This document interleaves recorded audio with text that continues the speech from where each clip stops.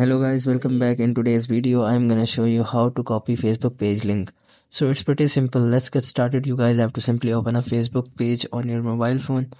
So in order to open up the Facebook page, you guys have to simply open up Facebook app on your mobile phone. So after opening a Facebook app on your mobile phone, here you guys have to simply tap on the top right corner of your profile icon, which is menu button. So after tapping on menu button, here you guys have to simply scroll down until you find an option which is pages.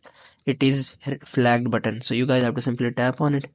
So here in the pages, it will show you all of the pages which you have connected with your Facebook account. So you guys have to simply select any of the page in which you want to copy the link. So after selecting any of the page, here you guys have to simply go to this three dots, and here you guys have to simply tap on it's an official page link, which is last option. So you guys have to simply select the last option and it will copy the link of the page, and you guys can send anywhere or send to anyone where you want to share your page link. So I hope this methods find you well. Do like, share, subscribe. Thank you so much. Bye bye.